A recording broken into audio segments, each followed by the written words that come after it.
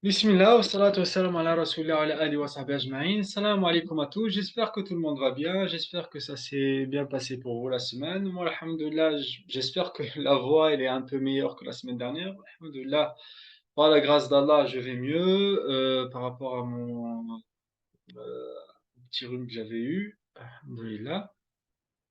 Donc juste pour nous recadrer, on est en train de partager le contexte de révélation de Surat Al-Fath, d'accord, la 48, l'ouverture des cœurs, ou la floraison des cœurs, qui commence justement ainsi: Inna fatahna laka fathan mubina liyaghfira laka Allahu ma taqaddama min dhanbika wa ma ta'akhkhar wa yutimma ni'matahu alayka wa yahdiyaka siratan mustaqima wa yansuraka Allahu nasran aziza. Donc une traduction méditative peut donner: Ô mon serviteur, sois confiant et rassuré sur le fait que j'ai ouvert pour toi de grands horizons, de grands espoirs, afin de te délivrer de tout ce qui t'éloigne et t'attire loin de moi, de rendre parfaites et ininterrompues les faveurs que je ne cesse de te donner. Regarde et prends la route vers ces grands horizons.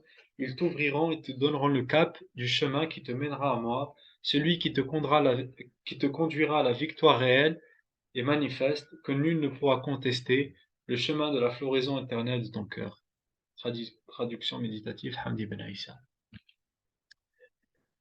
Donc, comme je vous avais dit, c'était la ayah d'ouverture du Mawlid Ad-Diya al-Lami', l'illumination resplendissante. Et ces trois ayats-là, en fait, le prophète sallallahu alayhi wa sallam disait que il y a une sourate qui est descendue, elle est plus chère à mon cœur que tout ce que le soleil a pu éclairer.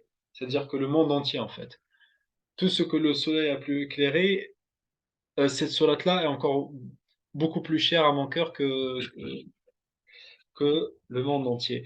Et pourquoi? Parce qu'effectivement, on voit que le prophète sallallahu alayhi wa sallam, avec ce que personnellement j'appelle le dernier cercle de conscience, les 1400 dont on a parlé la semaine dernière, ben, ils se sont tous ouverts en fait. Ils ont vraiment tous été dans un état de réceptivité complète et un accueil complète et parfaite.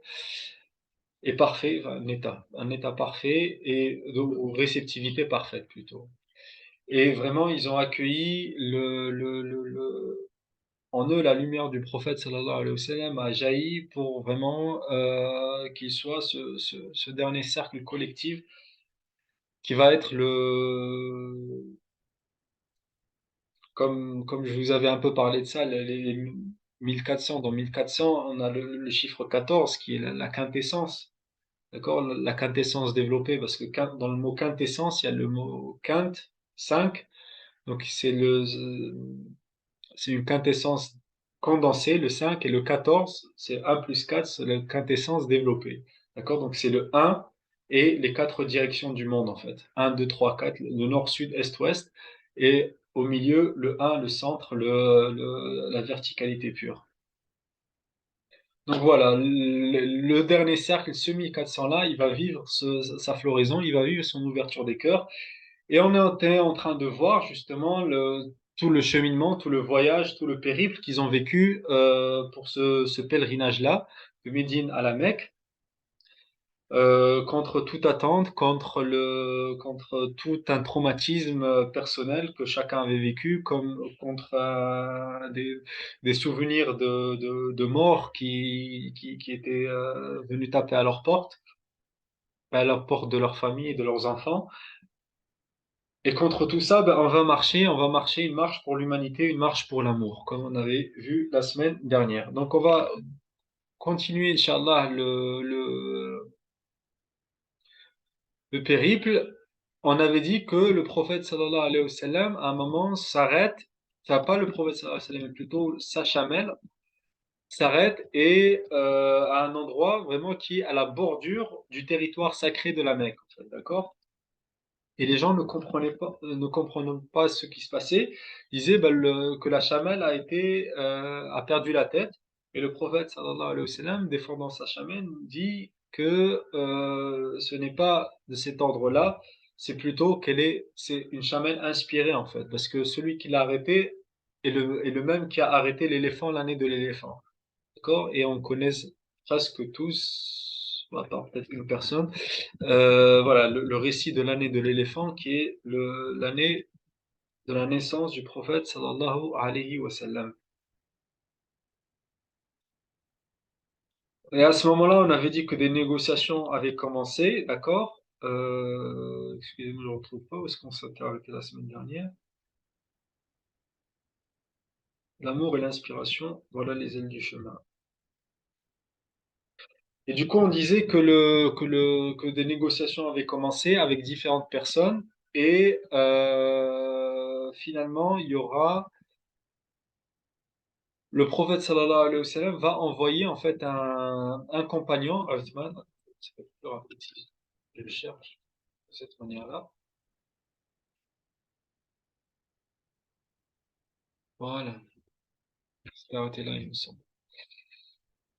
Le prophète sallallahu alayhi wa sallam, c'est lui maintenant qui va mener une initiative et il va envoyer un de ses compagnons, Uthman, radiyallahu anhu, pour mener des négociations avec les Mécois et il lui demandera de passer voir les prisonniers musulmans à la Mecque, d'accord, qui étaient emprisonnés pour justement remonter leur morale et leur apporter du soutien émotionnel. Voilà, on s'était arrêté là. Sauf que les Mécois, en fait, qu'est-ce qu'ils vont faire lorsqu'ils vont recevoir Othman? On continue, Inch'Allah, la suite de nos récits. On a rapporté qu'Othman a pris du temps pour chaque prisonnier et que par la suite, une rumeur s'est propagée quant à l'assassinat de Othman. La rumeur était répandue par les Mécois afin de, entre guillemets, montrer leur maîtrise de la situation comme ils le voulaient, qu'ils pouvaient transcender les règles comme ils le voulaient, car ils voulaient s'autoproclamer maître de la situation et ainsi réduire l'honneur des musulmans. En fait, on voyait déjà la semaine dernière que leur problème euh, avec les musulmans de venir accomplir leur pèlerinage, c'était pas tant d'accomplir leur pèlerinage, mais leur image, entre guillemets, de gardien du temple sacré et de leur propre fierté allait être touchée. Entre guillemets, c'est que des images mentales au final. Personne le fait que tu viennes honorer un temple sacré, ça ne touche en aucun cas ton image. Mais voilà, l'orgueil, lorsqu'il est touché, ça, il peut créer beaucoup de faux semblants. Et pour, voilà, toujours essayer de, entre guillemets, de préserver leur fierté, leur honneur, et ben, ils vont dire, bah, OK, vous nous envoyez un ambassadeur, bah, nous, on va propager la rumeur que même cet ambassadeur que vous nous envoyez, ben, on va en faire ce qu'on veut et on va le tuer, même dans un territoire sacré, en un mois sacré. D'accord? Parce qu'il faut se rappeler qu'on est en Dhul Qiyada, qui est un des 4 mois sacrés de l'année. Or, Othman était envoyé en tant qu'ambassadeur et les ambassadeurs avaient également un statut diplomatique pour ne pas être tués lors des négociations. Cela était ancré dans les coutumes et traditions. Le fait de tuer un ambassadeur était une déclaration ouverte de guerre, d'autant plus qu'en terre sacrée, l'âme humaine est préservée. La violation de la sacralité du sang en terre sacrée en un mois sacré d'Ol-Qaïda était contre la moralité même des traditions arabes anté-islamiques, une coutume en héritage de la tradition abrahamique. Après avoir fait échouer la première attaque armée en déviant le chemin, la deuxième attaque des hommes masqués en les capturant, ça c'est ce qu'on avait vu la semaine dernière, et ne pas avoir tenu compte de l'agression du premier ambassadeur, parce que le prophète sallallahu alayhi wa sallam envoie déjà un ambassadeur avant Athman, mais il se fait tabasser, il se fait tabasser par les Mécois, il revient du coup sans avoir pu négocier quoi que ce soit. Et ensuite, eux, voilà, ils propagent cette rumeur de l'assassinat d'une âme humaine envoyée sous un gage de protection est une des pires formes de trahison à l'honneur, même des traditions positives qu'avaient les Mécois. D'accord? Parce que on peut être ennemi, mais même dans l'inimitié, on peut toujours garder une certaine éthique, en fait, d'accord? Et des traditions et des coutumes qui sont là, qu'on a hérité, qu'on ne comprend pas forcément. Mais à partir du moment où c'est des traditions positives, ben, on est dans ce respect-là. Mais lorsqu'on arrive même à bafouer ces traditions-là qui sont positives et voilà, désacraliser l'âme humaine dans un territoire sacré en un mois sacré, Là, ça fait que tu t'auto-trahis. Déjà, tu t'auto-trahis toi-même en n'acceptant pas la vérité lorsqu'elle te vient. Mais là, tu t'auto-trahis tout ce que tu as toujours connu, en fait. D'accord? Le prophète sallallahu alayhi wa sallam décide de s'engager pour ne pas permettre à la violation de la sacralité d'une vie dans une terre sacrée. Il demande aux compagnons de lui prêter allégeance pour soutenir la défense de la sacralité des lieux saints contre l'agression des Mécois. D'accord? Ça, c'est ce qu'on appelle la bay'a, bay'atul ridwan, dont nous parle le Coran. Et justement, cette notion-là de la bay'a, en fait, c'est après justement les différentes tariqas soufis ont gardé cette notion-là de la bay'a. L'émir Abdelkader aussi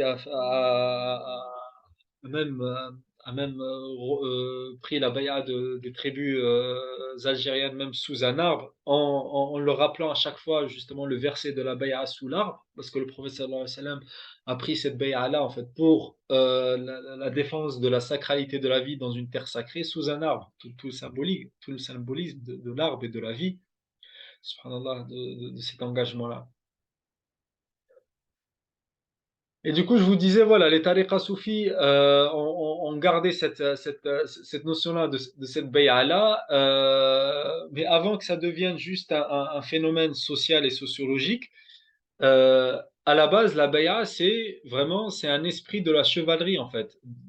L'esprit de la chevalerie, c'est servir sans s'asservir ni se servir.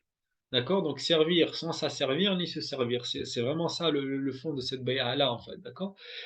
Et j'invite vraiment toute personne et chaque personne en fait qui n'a jamais pris une baya ou qui souhaiterait prendre une baya ou qui a déjà pris une baya en fait à toujours revenir sur son intention là, son intention de départ et revoir le pourquoi en fait, vraiment le pourquoi et sa notion de son service parce que la sacralité du prophète sallallahu alayhi wa sallam se transmet par cette bay'a-là, en fait, d'accord? La lumière du prophète sallallahu alayhi wa sallam se transmet par cette bay'a-là, à condition que vraiment l'esprit soit là.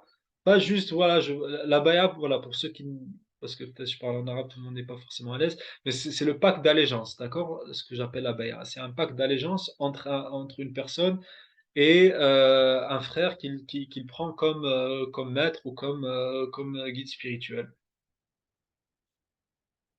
D'accord, et c'est vraiment cet esprit de chevalerie, en fait, qui est resté comme un dicton des compagnons du devoir, voilà, les compagnons du devoir qui sont devenus une institution, mais à la base qui remonterait même à l'époque du prophète Sulayman, alayhi salam, d'accord, qui aurait initié en tout cas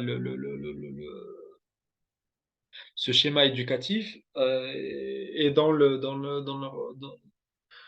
vraiment dans cette coutume-là, on retrouve vraiment l'éducation prophétique ou l'esprit prophétique vraiment dans cette valeur-là.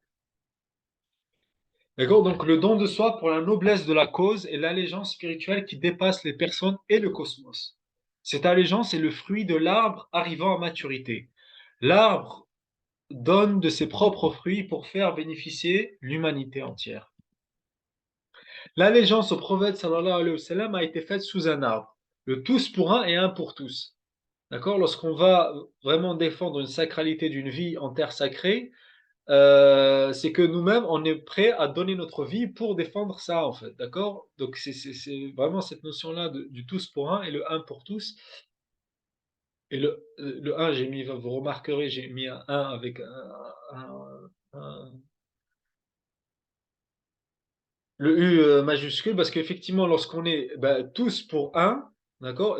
À ce moment-là, le un, il est avec le tous. Yadullahi ma'al jama'a.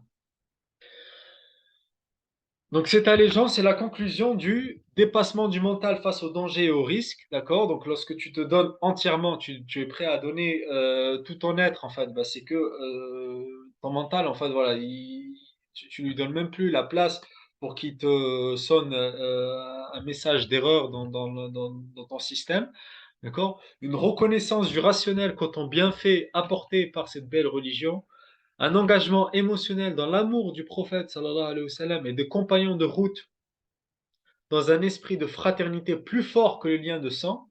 D'accord? Et on avait vu la semaine dernière que lorsque un des négociateurs justement était venu, au début, il lui avait dit au prophète sallallahu alayhi wa sallam, il lui a dit, mais c'est quoi ce ramassis de tribus que tu as avec toi? Parce que lui, en tant que, voilà, que arabe du 7e siècle, pour lui, sa seule vision du monde était une vision tribale, en fait. D'accord? Et il n'y avait rien d'autre. Et du coup, lorsqu'il vient, il trouve un ramassis en fait de tribus. Celui-là vient de cette tribu, l'autre vient de cette tribu. Il y en a même qui sont même pas arabes, comme Bilal, comme Salman, comme Suhaib al-Rumi. Il dit, c'est quoi ce ramassis en fait que tu as avec toi? Et subhanallah, lorsque il reste un peu avec eux, il repart. Vous vous rappelez lorsque il dit, j'ai été dans la cour de César, j'ai été dans la cour de l'empereur perse, j'ai été dans la cour du roi abyssinien. Jamais je n'ai vu une allégeance aussi forte que l'allégeance qu'avaient les compagnons de Mohammed pour Mohammed, sallallahu alayhi wa sallam. Voilà, mais c'était une allégeance, mais d'un autre ordre en fait. C'était pas une allégeance euh, purement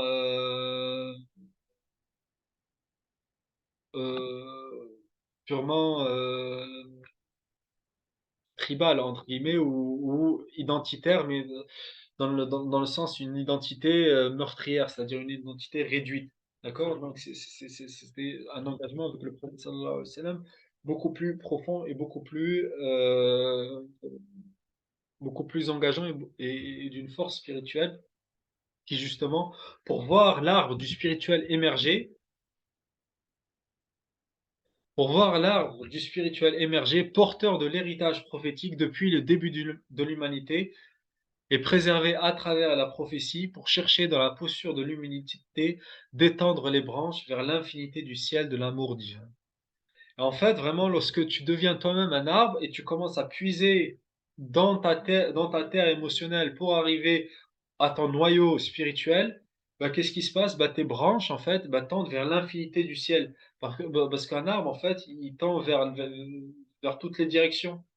Il me semble, c'est Rumi en fait qui a cette parole-là qui dit que si les branches du ciel tendent vers toutes les directions, c'est pour montrer justement son infinité. Et l'infinité du ciel, c'est symbole de l'infinité de l'amour divin en fait, d'accord? Donc c'est tout ce cheminement-là pour arriver à s'enraciner dans l'émotionnel, pour atteindre vraiment le noyau spirituel et pouvoir s'envoler vers l'infinité de l'amour divin, l'amour céleste, l'amour du ciel.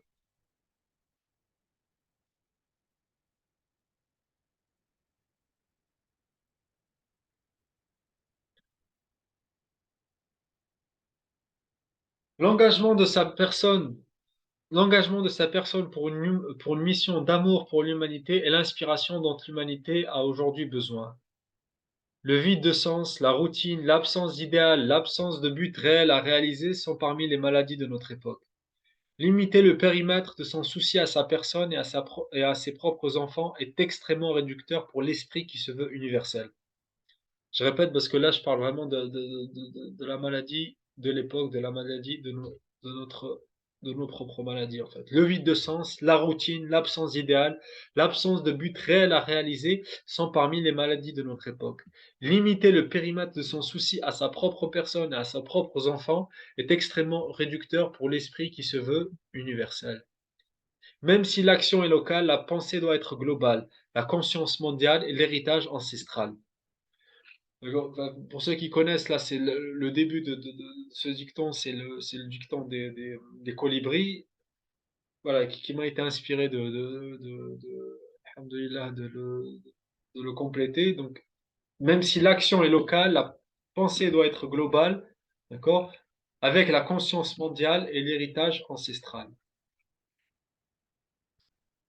L'engagement pour préserver la sacralité de la vie d'une personne dans une terre sacrée qui a été missionnée pour défendre le droit des pèlerins à accéder au temple de Dieu est un engagement qui vaut le don complet de sa personne. Voilà l'allégeance prise par les compagnons du devoir prophétique. Au-delà du contexte, l'allégeance des compagnons du devoir a été l'allégeance de l'agrément, bay'atul ridwan, car c'est la recherche de l'amour divin qui était le but. Leur courage était la force majeure de cet engagement, car étant vêtus en tant que pèlerin, très peu d'armes ont été apportées. L'amoureux, pour ne pas décevoir son bien-aimé, est prêt à tout. Cet effacement pour que l'amour puisse triompher est une énergie spirituelle qui se goûte par celui qui recherche la satisfaction de son Seigneur. Cet engagement est en vérité une opportunité donnée par notre Seigneur pour nous faire sortir de nous-mêmes, de nos peurs, de nos blocages, notre mollesse, notre faiblesse, pour aller trouver le courage d'aller s'engager pour le bien-aimé. Et ça, c'est la force de l'amour, en fait. La force de l'amour est une énergie qui nous dépasse et qui dépasse toutes nos faiblesses, et tous nos blocages et toutes nos peurs. Très peu de gens ont encore une conscience capable d'aimer, car aimer n'est pas la recherche d'une satisfaction personnelle, mais la recherche de la satisfaction de l'autre. Aujourd'hui, la plupart des êtres aiment pour eux-mêmes, s'engagent dans une amitié pour eux-mêmes, dans un mariage pour eux-mêmes. Pour aimer, il faut être chevalier. Pour aimer, il faut accepter de servir sans se servir. La marche pour honorer le temple sacré est devenue un engagement pour préserver la sacralité. Ils étaient déterminés avec une force de conviction pour entrer à la Mecque et rétablir l'énorme injustice dans l'héritage ancestral de toutes les tribus arabes depuis le prophète Ibrahim alayhi salam. La force pour honorer une noble cause fait reculer l'injustice de l'adversaire, car le faux est accompagné de la peur. Ça, vraiment, écoutez, le faux est toujours accompagné de la peur, alors que la foi est accompagnée de la maîtrise. D'accord? Un courage du cœur par un raffermissement divin a une énergie semblable au jeûne de la caverne ou à celui de la mère de Moussa alayhi salam. Pourquoi? Parce que Allah subhanahu wa ta'ala, il nous dit dans les deux cas, pour les jeunes de la caverne et la mère de Moussa alayhi salam, rabatna ala qulubihim wa ala qalbiha, un raffermissement divin du cœur. C'est cette énergie-là, en fait, qui te donne la force de te dépasser, de dépasser ton mental, de dépasser tes peurs. Comme les jeunes de la caverne, ils dépassent, en fait, vraiment, ils étaient devant un procès pour leur propre mort. La mère de Moussa alayhi salam, devant la mort de son propre fils. Et subhanallah, vraiment, la maladie de l'époque aussi, la peur, subhanallah, qui prend tout le monde, en fait, qui prend tout le monde. Ceux, entre guillemets, qui se déclarent être croyants, comme ceux qui se déclarent ne pas être croyants, on baigne tous dans une peur incroyable, en fait. Donc, alors que l'iman, c'est la même racine que l'aman, la sécurité, subhanallah. Ce raffermissement dans la sérénité est ce qui anime le souffle de vie des compagnons du devoir du prophète sallallahu alayhi wa sallam. Face à la détermination des musulmans qui n'avaient pas basculé devant une armée de 10 000 hommes. Donc on avait parlé de cet épisode la fois dernière, dans les Ahzab. Face à la détermination des musulmans qui n'avaient pas basculé devant une armée de 10 000 hommes qui à ce jour étaient prêts à ne pas laisser la sacralité de la vie être bafouée en une terre sacrée. Les Mécois ont vite libéré Othman afin de démentir leur rumeur. Donc finalement, tu vois, face à cette détermination, la peur, inal batila kana zahuqa. En fait, la peur, le faux, ben, se dissipe. La peur et le faux s'effritent. Oui, j'en reparle ici, alhamdoulilah, j'en reparle. Je me disais si j'en reparlais ou pas. La frayeur et la peur sont toujours les compagnons de l'injustice. Alors que la maîtrise de cette peur, en étant capable de la transformer en une peur de décevoir le bien-aimé, est une source motrice pour la propagation du bien dans le monde. D'accord? La peur, effectivement, est une émotion qui est là, qui est présente, en fait, dans l'être humain. Il y a pas un être humain qui. Mais je ne sais pas si vous avez vu, par exemple, le roi lion, lorsque Simba il demande à Mufasa, il dit: Est-ce que tu n'as pas eu peur? Il lui dit: Mais s'il n'y avait pas eu de peur, il n'y aurait pas eu de courage, en fait. D'accord? Le roi lion. Ouais, radiallahu anhu. Euh, voilà, bon, moi j'amène la chose un peu plus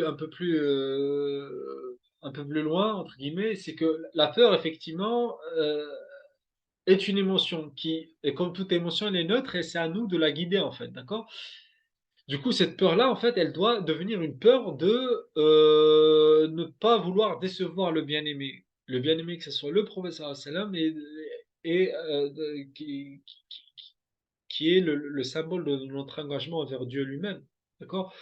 Donc cette peur-là, en fait, finalement, qui est là, qui est présente, qui est humaine, ben, c'est à nous, en fait, vraiment de la cantonner, de la transformer en une peur de ne pas décevoir le bien-aimé.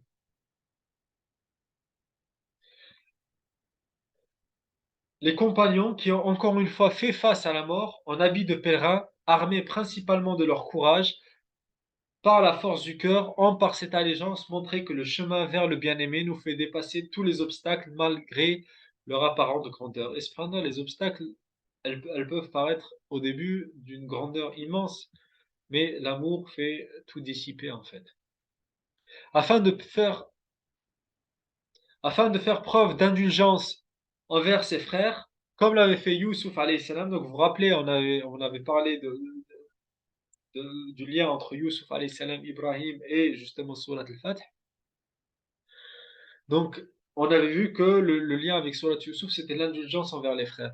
Donc, afin de faire preuve d'indulgence envers ses frères, comme l'avait fait Youssouf alayhi salam, il faut d'abord sauter dans le feu, comme l'avait fait Ibrahim alayhi salam. D'accord? Il n'y a pas de pardon, en fait, juste. Oui, ben, on pardonne pour pardonner. Non, ça, c'est pas, ça, on est en train de nourrir la justice, en fait. D'accord? Effectivement, il y a un pardon, effectivement, et le pardon est le but ultime. D'accord? Le pardon est la chose la plus belle qu'un être humain peut offrir à un autre être humain. D'accord? Mais il n'y a pas de pardon en état de faiblesse, en fait. D'accord? Le pardon, c'est lorsque le réel pardon, comme disaient les Arabes, même avant l'islam, il dit Al-afu 'inda al-maqdira, en fait. Al-afu 'inda al-maqdira. Le pardon, lorsque tu es en position de force, en fait. D'accord? Effectivement, pour arriver à cette position de force, tu dois passer par une posture de faiblesse qui est celle de Ibrahim alayhi salam où il saute dans le feu en fait, d'accord? Le feu est devant toi parce que les gens ils vont t'attaquer, les gens ils ramènent leur feu, même si toi tu veux leur bien, et particulièrement lorsque tu voudras leur bien, c'est là où les gens ils vont te ramener le feu en fait. Si tu restes tranquille, il n'y a personne qui va te déranger en fait. Mais vraiment, les gens ils vont te ramener leur feu lorsque tu voudras leur bien. Et à ce moment-là, bah, tu te jettes dans le feu comme Ibrahim alayhi salam. Et lorsque le feu devient une source de fraîcheur pour toi et que toi-même maintenant tu es en position de prendre ta revanche contre les gens qui t'ont jeté dans le feu, et là tu fais preuve de pardon. C'est donc au moment où l'allégeance a été prise et que les compagnons se mirent en marche que le compagnon du devoir, Uthman radiallahu anhu, revient de sa mission. En fait, voilà, lorsqu'il voit en fait vraiment vraiment la force énergétique, la force de l'amour des musulmans et vraiment leur force de conviction, bah, les Mécois relâchent Athman en fait, et justement, je dis que la sagesse divine par cet événement sera expliquée par Surat al-Fatiha. Tant que le potentiel d'un peuple à ne pas renier la vérité est toujours présent, la douceur divine les enveloppe toujours.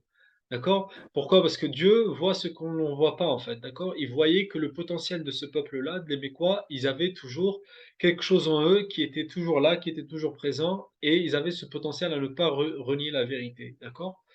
Ceux qui étaient toujours là, en tout cas. D'accord? Et cette douceur divine les enveloppe encore du fait que leur cas, entre guillemets, n'est pas complètement dénué d'espoir. Et subhanallah, c'est par une rahma divine en fait que nous, aujourd'hui, vraiment, on doit toujours considérer bah, tous les peuples du monde, toute personne en fait encore en vie, comme une personne avec le potentiel d'un jour accepter la vérité en fait. Peu importe qui elle est, peu importe ce qu'elle a fait dans sa vie en fait. C'est par le sacrifice de leur propre personne que les compagnons ont permis que le sacrifice abrahamique soit célébré jusqu'à aujourd'hui. Pourquoi? Parce qu'ils viennent, comme on avait dit, pour honorer l'héritage abrahamique. D'accord? Un héritage et une histoire continuent jusqu'à nos jours et qui ont renforcé les cœurs des générations successives. Une chevalerie pour que l'amour protecteur, la rahma, soit accessible sur terre.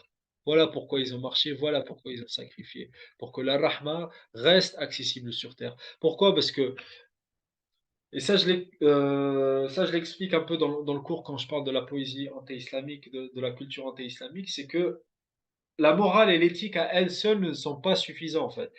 C'est la spiritualité vraiment qui maintient de génération en génération cette morale et cette éthique-là en fait. Pourquoi? Parce que l'éthique en elle-même en fait, ou des valeurs éthiques à elles seules, ben, vont se dégrader dans la même génération, voire la génération suivante, voire au bout de 3 générations. Mais vraiment pour que toute une vie en fait, voilà, elle puisse traverser les siècles et puisse traverser les générations, il faut que ce soit l'esprit qui le porte et que ce soit l'esprit qui en soit le porteur. Le basculement de l'équilibre arrive au point culminant avec ce qui va se produire, d'accord? Les Mécois, après plusieurs négociateurs, décident enfin d'envoyer une personne raisonnable qui est plus à même à faciliter un terrain d'entente. Et cette personne-là, subhanallah, d'ailleurs, elle s'appelait Suhail, d'accord? La facilitation, celui qui facilite, le petit facilitateur. Le prophète sallallahu alayhi wa sallam voit le dénouement arriver avec l'arrivée de la personne qui a le caractère le plus facile, Suhail. D'accord? Il entame les négociations avec lui et demande à Ali radiallahu anhu, alayhi salam, d'être le scribe de l'engagement de paix. Donc c'est pour ça qu'on appelle notre page paix universelle, parce que c'est Sulh al-Hudaybiyah, cet engagement de paix avec les Mécois, qui fera office de contrat pour la paix sociale entre les tribus. Pourquoi? Parce que le but du prophète sallallahu alayhi wa sallam n'est pas, effectivement, il vient pour, dans une marche pour honorer l'héritage abrahamique, mais son but n'est pas la guerre en fait. Son but est d'avoir un climat de paix, parce que dans le climat de paix, c'est là où effectivement la parole peut être entendue en fait. D'accord? Le but premier du prophète sallallahu alayhi wa sallam, c'est pas là, c'est ce que j'explique après.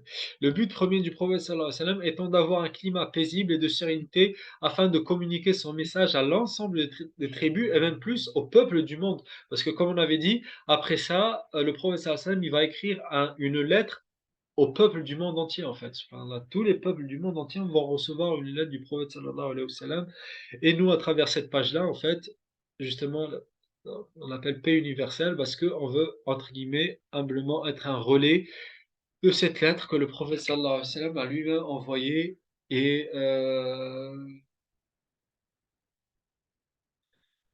et voilà, et Inch'Allah, faire partie de ceux qui ont pu, dans la mesure de leur possible, être l'écho de cette lettre-là, de ces messages-là qu'il a transmis.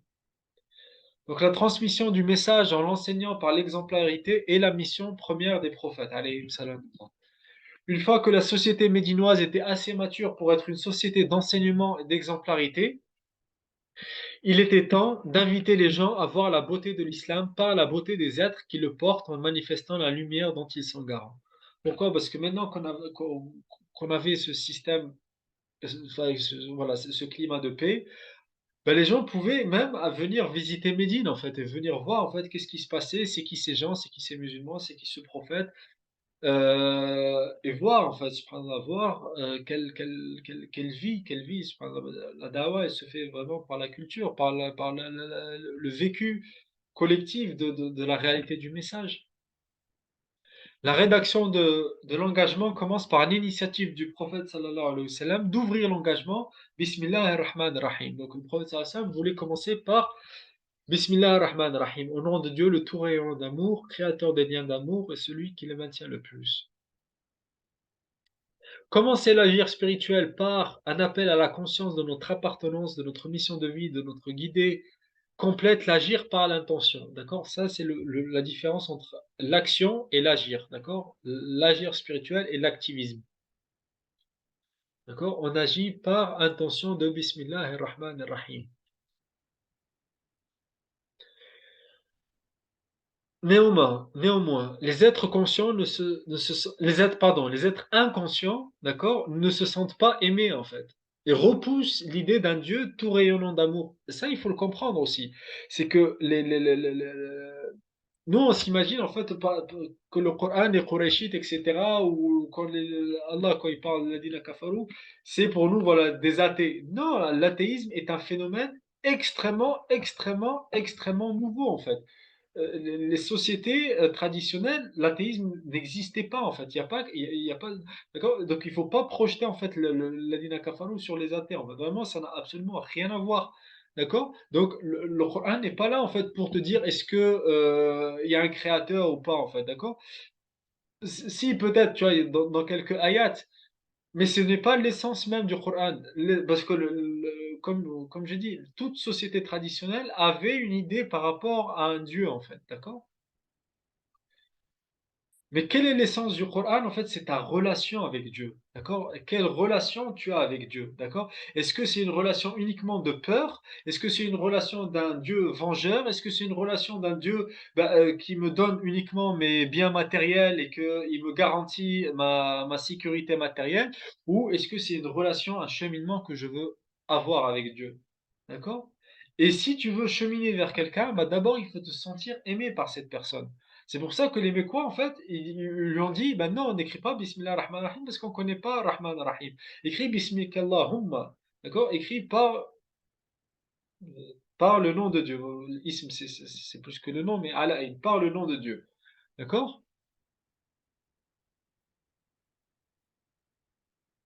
Donc l'idée d'un Dieu qui aime, en fait, pour eux, c'était bizarre, d'accord? C'était quelque chose qui ils étaient pas à l'aise avec ces idées-là. Ils nous disent: «C'est qui ce Rahman, en fait? On ne connaît pas». Et pareil, ils sont allés chercher, oui, c'est d'où le Rahman, ils ont trouvé, voilà, qu'il y avait des gens qui nommaient une des galaxies Rahman, du coup, voilà, et cetera.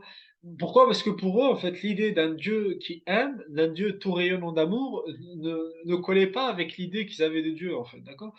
Dieu, c'était voilà, quelqu'un de loin, quelqu'un dont il faut se préserver, quelqu'un dont on a peur, quelqu'un dont le voilà. Et après, effectivement, ben, dans notre gestion du monde, en fait, ben, il nous faut des énergies à gauche, à droite, etc., pour pouvoir préserver notre commerce, pour pouvoir toujours gagner à la guerre, pour pouvoir, etc. Mais cheminer vers Dieu, faire que toute ma vie, en fait, vraiment, que toute ma vie, elle soit orientée vers Dieu, ça, pour eux, cette idée-là était inconcevable.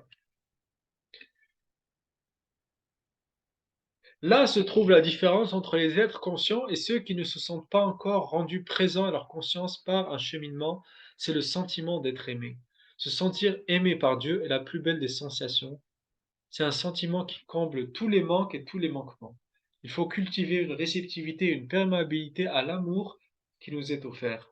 La dureté du cœur n'arrive que par le manque d'exposition à l'amour divin. Voilà, il faut s'exposer en fait à l'amour de Dieu. Il faut s'exposer à l'amour de Dieu. Et comment s'exposer à l'amour de Dieu? Par le cheminement, parce qu'on n'est pas non plus dans une recherche de babacoolisme en fait. C'est pas ça non plus en fait. D'accord? C'est un autre extrême. Non, je chemine et je m'expose à l'amour de Dieu. Je chemine et je m'expose à l'amour de Dieu. Par la suite, le prophète sallallahu alayhi wa sallam dicte à Ali alayhi salamullah radiyallahu anhu d'écrire que l'engagement se conclut par Muhammad Rasulullah, l'envoyé de Dieu pour porter et manifester le message divin, Muhammad Rasulullah, Muhammad l'envoyé pour porter et manifester le message divin, et Suhail, fils de Amr. Suhail ibn Amr. Le Mécois a refusé également l'appellation par la réalité de la mission du prophète sallallahu alayhi wa sallam, car n'ayant pas encore discerné la réalité de cette mission prophétique. Il disait si on savait que tu étais le prophète, on t'aurait pas arrêté et on te combattrait pas. Effectivement, à ce moment-là, il était sincère parce que Suhail, radiallahu anhu, va devenir quelqu'un vraiment de très important dans l'histoire par la suite. Et pour la préservation du message prophétique par la suite. Radiallahu anhu. Le prophète sallallahu alayhi wa sallam, ayant comme but de trouver un terrain de paix avec les Mécois, tout en confirmant que le titre de sa mission est véridique, pour aider les négociations à avoir la force de conviction, et qu'il ne s'agit pas là d'un mensonge, a également facilité l'accord en effaçant le titre que le négociateur n'acceptait pas. D'accord? Donc le prophète sallam accepte d'effacer Rasulullah. Il dit Ana Rasulullah haqqa, je suis le messager de Dieu haqq, je suis l'envoyé de Dieu haqq, mais je vais mettre Muhammad ibn Abdullah. Parce que voilà, l'idée c'est que même la personne qui s'oppose à nous, en fait, ben, c'est de l'aider à parvenir à la réalité de la vérité. Il demande au scribe qui n'était autre que Ali alayhi salamullah d'effacer. Ali alayhi salamullah n'a pas pu effacer la réalité de la mission prophétique. Il peut pas en fait effacer Rasulullah. Et subhanallah, l'art de se comporter avec un guide spirituel se trouve dans des scènes comme celle-ci en fait. Vraiment, on n'efface pas en fait Rasulullah sallallahu alayhi wa sallam. Une fois que la vérité d'un guide spirituel t'est apparue claire et que tu as rationalisé les pourquoi, tu dois le suivre et ne doute plus et chemine. Apprends à aimer par l'accomplissement de services faits avec attention et intention du cœur. Si, si tu atteins une sincérité dans ton amour, démontre-le à ton guide comme Ali l'a fait avec le prophète sallallahu alayhi wa sallam. Quelle belle manifestation d'amour d'un disciple que de refuser d'effacer ce qu'il voit manifeste par son guide. Toute la création témoigne, subhanallah, qu'il est Rasulullah. Toute la création témoigne qu'il est Rasulullah, qu'il est l'envoyé pour porter et manifester le message divin. Ali, l'homme de conscience, comment aurait-il pu effacer une telle réalité? Une autre qualité du disciple que l'on apprend ici est qu'au moment des agitations face aux perturbations du contexte, dans le cas dans le cas des compagnons, tentative de blocage par une armée, dans le cas, voilà, qu'on discute aujourd'hui là, sur la tentative de blocage par une armée, le passage par une vallée de la mort, des tentatives de meurtre par des hommes masqués, une rumeur d'assassinat d'un pèlerin ambassadeur de pèlerin dans une terre sacrée, le mental se retrouve face à beaucoup de sentiments extrêmes. D'accord, c'est pas facile en fait. Le mental, il vit des hauts, des bas, des hauts, des bas, des hauts, des bas comme ça. Le disciple, quant à lui, doit savoir rester lucide et maîtriser ses sentiments et se rattacher à la corde que Mohammed, Rasulullah, est l'envoyé pour porter et manifester le message divin. Le comportement de Ali nous apprend que la réelle maîtrise des sentiments, travaillée par un rationnel reconnaissant et un émotionnel aimant, sera en toute situation que Mohammed est l'envoyé pour porter et manifester le message divin. Donc, Rasulullah, moi je le traduis comme ça, en fait, l'envoyé pour porter et manifester le message divin.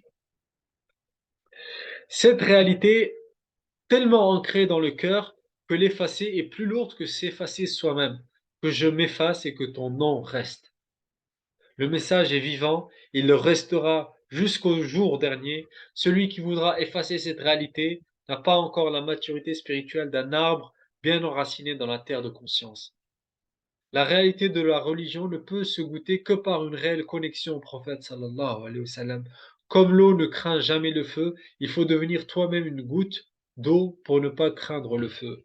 La réalité de la lumière prophétique est le but de la création des cieux et de la terre. Comme dit le hadith Qudsi Laulak, Ma khalaqtul aflak. La réalité de la lumière prophétique est le but de la création des cieux et de la terre. Pour cheminer, il faut reconnaître la lumière en toi qui sera capable de reconnaître le chemin et discerner la guider. Celui qui n'a pas goûté à ces réalités ne peut avoir la conviction profonde qu'il se stabilisera lorsque les perturbations du contexte secouent les cœurs.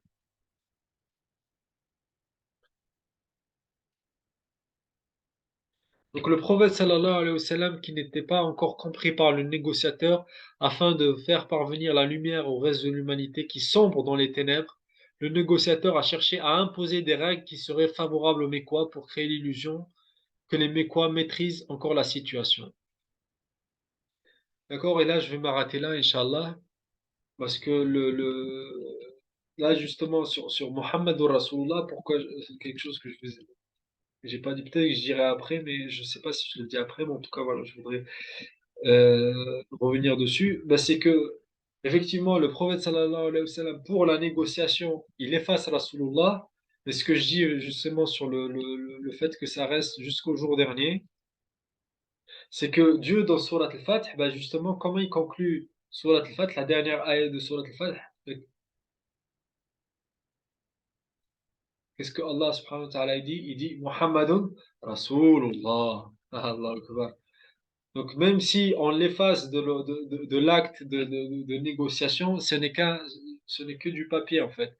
Le Coran lui-même vient attester et témoigner que quoi? Que Muhammadur Rasulullah. Cette réalité que Ali radiallahu anhu avait refusé d'effacer, ben, le Coran subhanallah, vient justement pour la manifester et la manifestera, Inch'Allah, jusqu'au jour dernier.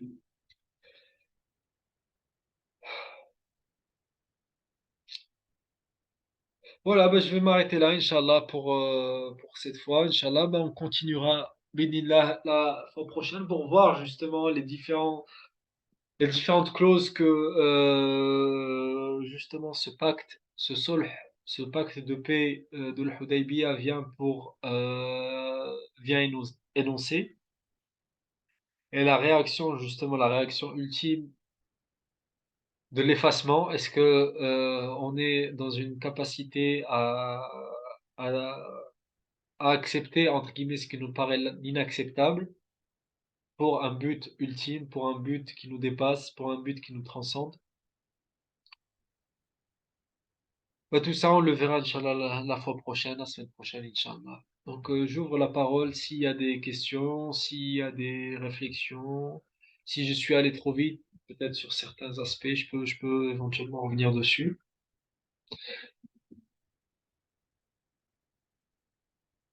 Ou s'il y a des retours aussi, je sais pas.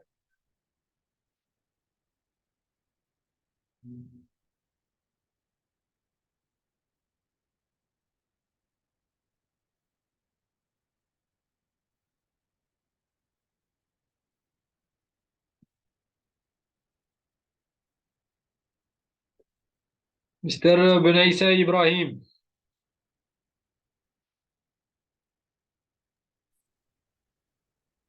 Salam alaikum.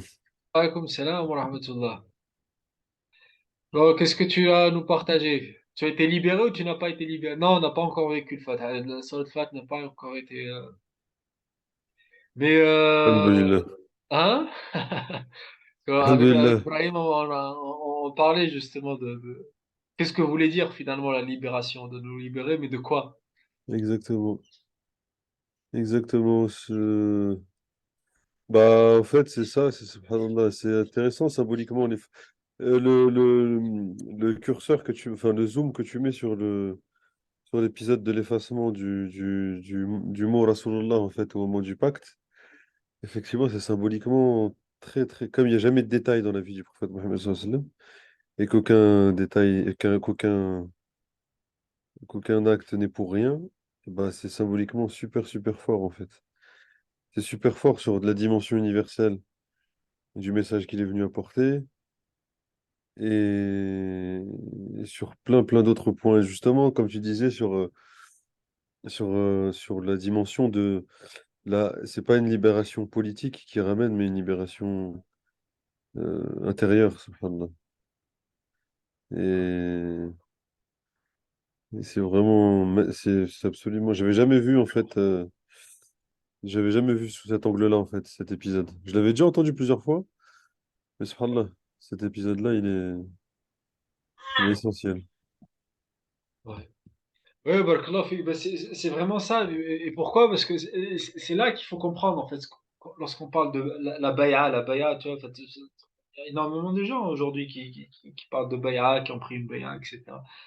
Mais la réelle baya, en fait, justement, c'est ça, en fait, c'est te libérer. Parce que dans le Coran, cette baya-là a été une libération de ton propre mental, en fait, comme j'explique là les différents degrés de l'être. C'est une libération de tes différents degrés, en fait, des différentes dimensions de ton être, en fait. Un dépassement du mental face aux dangers et aux risques, une reconnaissance du rationnel quant aux bienfaits portés par cette belle religion, par le prophète sallallahu alayhi wa sallam, maintenant un engagement émotionnel dans l'amour du prophète sallallahu alayhi wa sallam, et enfin, tu vois, un cheminement tel un arbre spirituel qui va émerger, qui va pouvoir rayonner, qui va pouvoir donner ses fruits. Donc effectivement, elle est là, vraiment, la libération, c'est ça le fait, en fait, vraiment. Parce que même, enfin, on le verra, bon, je veux pas trop avancer les événements, mais lorsque le prophète sallallahu alayhi wa sallam, à la fin, il leur dit, en fait, ben, accomplissez les rites du fin de pèlerinage, même s'ils n'ont pas fait de pèlerinage, en fait. Ils n'ont pas fait de tawaf, ils n'ont pas fait Safa al-Marwa, ils ont rien fait, en fait. Mais il leur dit, accomplissez les rites de fin de pèlerinage, d'accord? C'est-à-dire, voilà, rasez-vous les cheveux, et puis, euh, offrez l'offrande qu'on a ramené par voilà, le bétail qu'on a ramené. C'est-à-dire quoi en fait? C'est-à-dire que le, le, le, l'essence du pèlerinage a été accomplie en fait. D'accord? L'essence même, le rite n'a pas été accompli physiquement, matériellement, Mais l'essence, la libération, l'ultime chemin vers Dieu a été réalisé par cet événement-là, en fait. D'accord? Donc, subhanallah, c'est toute la symbolique, en fait, du pèlerinage accompli sans avoir accompli le rite en lui-même, en fait, tu vois? C'est ça, être libéré, c'est ça, se libérer, effectivement. En fait, c'est comme si, salam alaikum. Alaykoum salam, c'est Comme marhaba. c'est comme si on disait, malgré que l'action n'a pas été accomplie, l'intention et l'objectif, lui, a été atteint, en fait. Donc, du coup, la mission principale, qui était la libération, ils l'ont atteint, en fait. Malgré qu'ils n'ont pas fait l'action physique du pèlerinage, du coup, il faut finaliser cette action-là. Exactement, subhanallah, c'est ça. Et là, je voudrais même vous partager quelque chose, subhanallah, qui dans le Coran, il est très fort. Ben justement, par rapport à la Kaaba,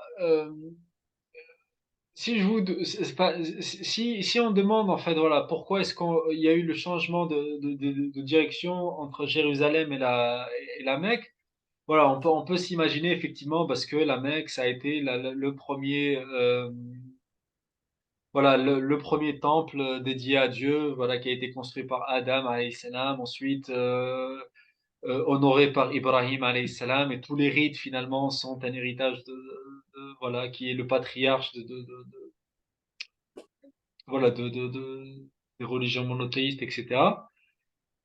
Ça, effectivement, c'est des raisons qui sont valables et qui sont vraies, mais le Coran, subhanallah, il nous dit que s'il y a eu changement de direction, c'est-à-dire que si des milliards de personnes vont prier dans une autre direction, c'est quoi? C'est uniquement pour satisfaire le cœur du prophète sallallahu alayhi wa sallam. C'est-à-dire en fait, subhanallah, que l'ensemble des gens qui vont venir et qui vont prier dans une autre direction, ben, c'était pour satisfaire le cœur du prophète sallallahu alayhi wa sallam.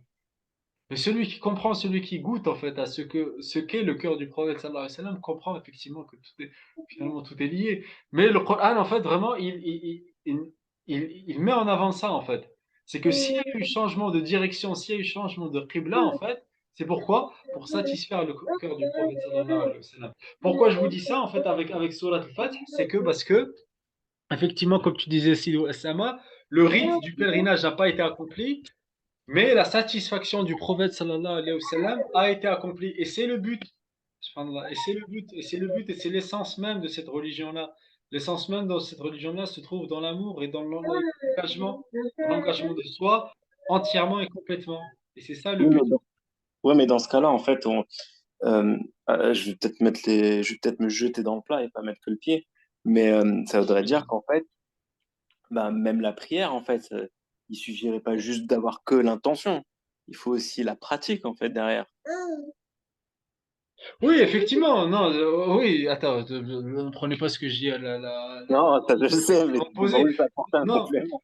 non, non, attends, par contre, non, ce que je croyais que tu allais dire, en fait, non. Par contre, notre prière à nous, c'est qui normalement, bon, malheureusement, beaucoup d'entre nous, moi le premier, tu vois, genre, on prie beaucoup dans notre voilà, dans nos maisons, etc. Mais la salat le jama'a, en fait, est meilleure, bon, effectivement, parce qu'il y a une communion de plusieurs personnes, mais surtout parce qu'il y a un imam, en fait, d'accord? Bah, il y a un imam.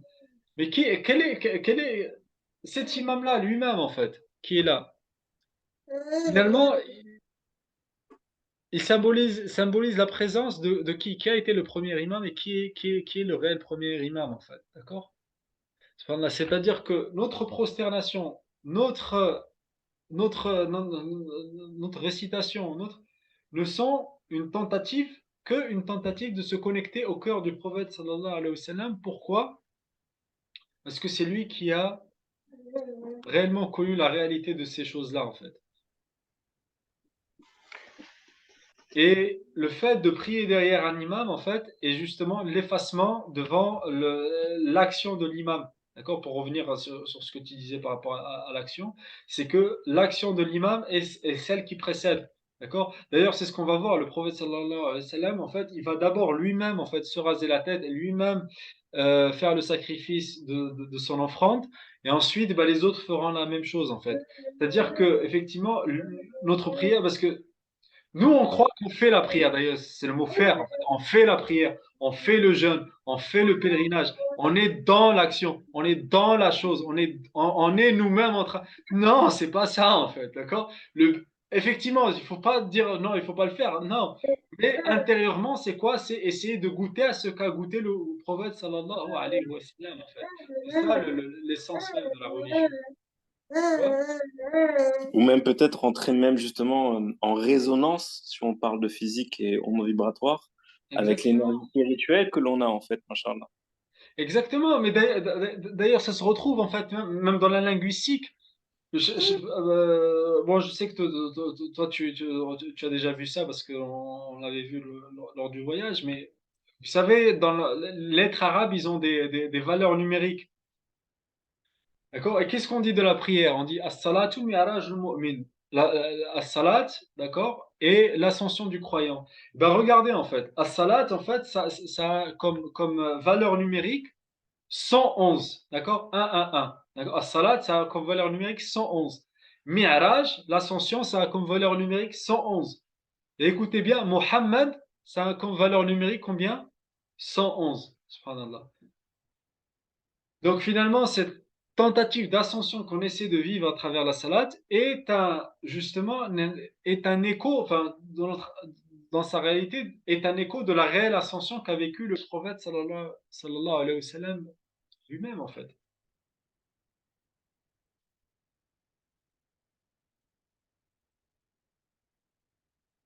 Donc effectivement, il y a cet effet-là, cet effet-là, euh, cet effet-là, en fait, vraiment, comme tu disais, de résonance, de vibration, de-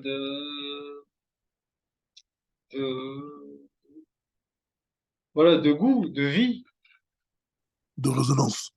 de résonance, exactement. Ben, c'est comme, ben, en reprenant l'arbre, en fait. Généralement, la forêt, elle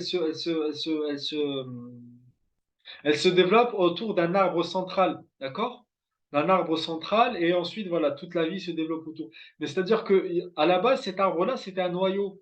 Et ce noyau-là, finalement, il était porteur du potentiel de toute la forêt, en fait. Subhanallah. Et cette force de lumière, cette force impactante, en fait. D'ailleurs, subhanallah, on dit que même, par exemple, même aujourd'hui, avec les capteurs, tout ça, on a encore la résonance du Big Bang, en fait, qui est encore là, en fait, d'accord? D'ailleurs, qu'on pouvait même voir, apparemment, on pouvait même, lorsque les télés étaient des télés analogiques, pas numériques, mais lorsque, voilà, c'était lié par le câble analogique, bah, subhanallah, lorsque tu avais du tchatch, en fait, tu vois, dans ta télé, bah, tu pouvais voir une résonance du Big Bang sur ton tchatch de la télé, en fait. Subhanallah, quelque chose qui peut, voilà, juste pour dire qu'effectivement, il y a des phénomènes physiques, en fait, on dit oui, je sais pas, mais subhanallah, Allah a permis que ces découvertes-là, justement pour nous qui sommes beaucoup branchés sur le rationnel et un peu moins connectés à notre cœur, ben, de nous faire comprendre que les choses nous transcendent en réalité, que les choses nous transcendent, et puis voilà.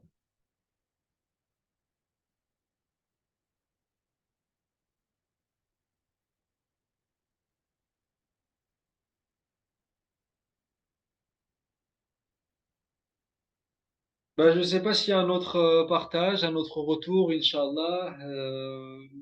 Sinon, on va s'arrêter là, bismillah, et on se dit à la semaine prochaine. On se redonne rendez-vous la semaine prochaine, Inch'Allah. Et je vous souhaite à tous une très bonne soirée. وسبحانك اللهم وبحمدك نشهد أن لا إله إلا أنت نستغفرك ونتوب إليك سبحان ربك رب العزة عما يصفون وسلام على المرسلين والحمد لله الحمد رب لله العالمين. رب العالمين. Allez, salam alaikum à tous. Euh, وعليكم السلام ورحمة الله.